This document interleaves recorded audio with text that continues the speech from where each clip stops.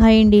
మేము ఇక్కడ ఈవేళ విశాఖపట్నంలో ఉన్న అమ్మవారు శ్రీ కనక మహాలక్ష్మి ఆలయానికైతే మాత్రం వచ్చామండి. చాలా పీస్‌ఫుల్‌గా ఉంది. ఇక్కడ ఒక విచిత్రం ఏమిటంటే అన్ని దేవుళ్ళకి గోపురాలు అవి ఉంటాయి. ఈ ఒక్క అమ్మవారి గుడికి మాత్రం గోపురం అయితే మాత్రం లేదండి. అది కూడా స్వయంగా మనమే దేవుడిని ముట్టుకొని అభిషేకం చేసి పసుపు, కుంకుమ మన చేతులతో మనం చేసుకునే అవకాశం కూడా ఈ ఒక్క కనక మహాలక్ష్మి దేవాలయానికి మాత్రమే ఉందండి.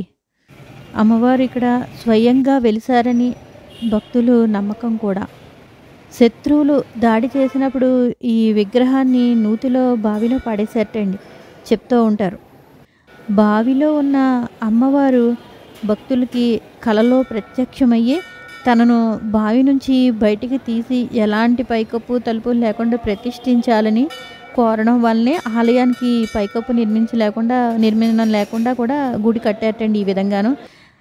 అయితే ఒక చిన్న కథ కూడా ఉందండి.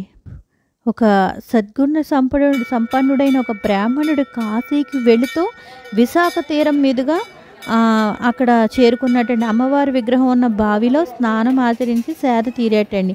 ఆ సమయంలో అమ్మవారు ప్రత్యక్షమయ్యి తాను కలియుగంలో భక్తుల కోరిక తీర్చేందుకు అవతరిస్తానని ఈ విగ్రహం ఆలయంలో ప్రతిష్ఠించాలని కోరిందిటండి ఆవిడ.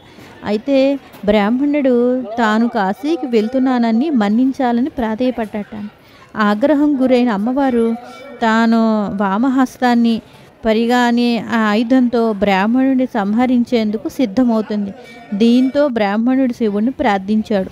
శివుడు ఈ విషయాన్ని గ్రహించి అమ్మవారి వామహస్తాన్ని మోచేయిపై వరకు ఖండించట శాంతింపచేశాడు. కనుక శ్రీ మహాలక్ష్మి ఈ భక్తులకు అనుగ్రహించాలని కనక మహాలక్ష్మిగా ఆదేశించటండి. అందుకే ఈ ఆలయ అమ్మవారికి వామహస్తం ఉండదు.